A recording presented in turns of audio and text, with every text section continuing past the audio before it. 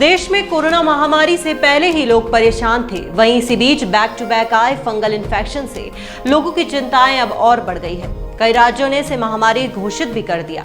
Black और white के बाद गाजियाबाद में येलो फंगस का मामला सामने आने की भी बात कही जा रही है।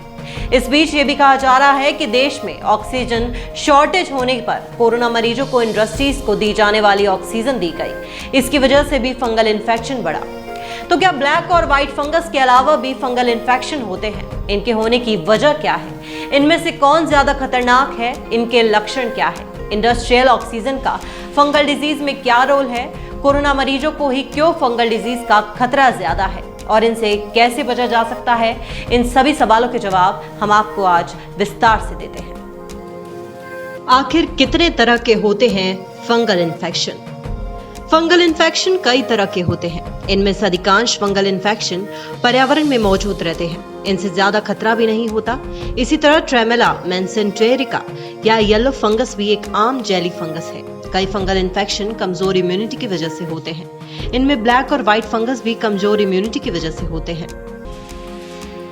आखिर कितने तरह की है फंगल डिजीज जो हमारे कमजोर इम्यून सिस्टम की वजह से हो सकते हैं? कमजोर इम्यून सिस्टम इन्फेक्शन से नहीं लड़ पाता। HIV, कैंसर के मरीजों, जिन मरीजों का ऑर्गन ट्रांसप्लांट हुआ है और कुछ दवाओं की वजह से इन्फेक्शन का खतरा रहता है। कोरोना जिन लोगों को हो रहा है उनका भी इम्यून सिस्टम कमजोर हो जाता है। अगर किसी हाई डायबिटिक मरीज को कोरोना हो जाता है तो उसका इम्यून सिस्टम और ज्यादा कमजोर हो जाता है। ऐसे लोगों में फंगल इन्फेक्शन फैलने की आशंका और ज्यादा हो जाती है। दूसरा, कोरोना मरीजों को स्टेरॉइड दिए जाते हैं, इससे मरीज की इम्यूनिटी कम हो जाती है। इससे भी उनमें फंगल इन्फेक्शन फैलने की आशंका ज्यादा हो जाती है। ब्लैक फंगस और व्हाइट फंगस में कौन है ज्यादा खतरनाक? हेमेटोलॉजिस्ट का कहना है कि अगर संक्रमण फैलने की दर के हिसाब से देखें तो व्हाइट फंगस ब्लैक फंगस से ज्यादा संक्रामक है, यानी व्हाइट फंगस ज्यादा तेजी से फैलता है। लेकिन अगर मॉर्टेलिटी रेट के लिहाज से देखें तो ब्लैक फंगस बेहद जानलेवा है। इसके 54% मरीजों की मौत हो जाती है।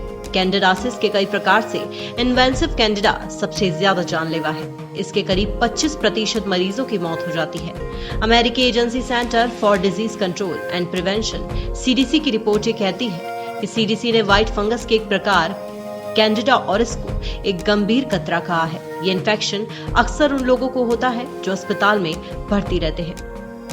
क्या येलो फंगस भी बहुत ज्यादा खतरनाक है? डॉक्टर्स का कहना है कि येलो फंगस से घबराने की कोई जरूरत नहीं। इस तरह के फंगस पर्यावरण में पहले से ही मौजूद रहते हैं, इससे जान का खतरा भी नहीं होता। उनके मुताबिक व्हाइट, येलो व अन्य तरह के फंगस का कोई खास नुकसान नहीं होता, ये पहले भी होते आए हैं। व्हाइट फंगस के लक्षण।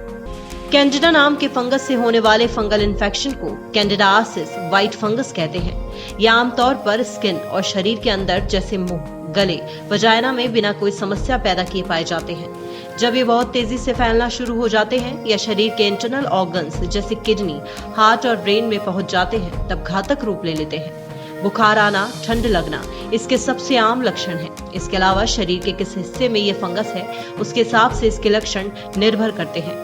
ब्लैक फंगस के लक्षण। शरीर के किसी हिस्से में इन्फेक्शन है उस पर इसके लक्षण निर्भर करते हैं।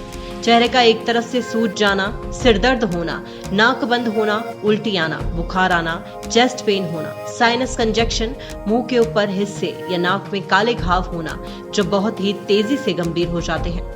डॉक्टर्स बताते हैं कि फंगस जब ब्लैक पिगमेंट प्रोड्यूस करता है तो उसे ब्लैक फंगस कहते हैं। जब फंगस पिगमेंट नहीं प्रोड्यूस करता तो व्हाइट हो जाता है, इसे कैंडिडा कहते हैं, जो लोकल तौर पर व्हाइट फंगस कहा जा रहा है। कोरोना मरीजों को ही क्यों फंगल डिजीज का खतरा? जिन लोगों को पहले से कैंसर, डायबिटीज जैसी बीमारियां होती है या जो लंबे समय से स्टेरॉइड ले रहे होते हैं उनकी इम्यूनिटी वीक होती है। कोरोना होने पर ये और कम हो जाती है। ऐसे में इस तरह के मरीजों को फंगल डिजीज होने का खतरा बढ़ जाता है। जो कोरोना मरीज ऑक्सीजन सपोर्ट पर होते हैं उन्हें भी ब्लैक और व्हाइट फंगस होने का खतरा रहता है। इनसे बचने के लिए क्या करना चाहिए? फंगल इन्फेक्शन हाइजीन से ज्यादा जुड़े हैं, चाहे ब्लैक हो या व्हाइट। ब्लैक फंगस से बचने के लिए डॉक्टर कंस्ट्रक्शन साइट से दूर रहने, डस्ट वाले एरिया में नहीं जाने, गार्डनिंग या खेती करते वक्त फुल स्लीव से ग्लव्स पहनने, मास्क पहनने, उन जगहों पर जाने से बचने की सलाह देते हैं जहां पानी का लीकेज हो, जहां ड्रेनेज का पानी इकट्ठा होता हो।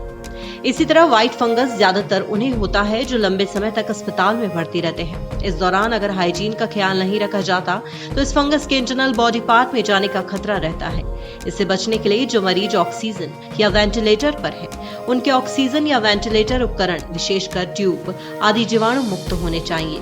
ऑक्सीजन सिलेंडर ह्यूमिडिफायर में स्टेरॉइड वाटर का प्रयोग करना चाहिए। जो ऑक्सीजन मरीज के फेफड़ों में जाए वह फंगस से मुक्त हो।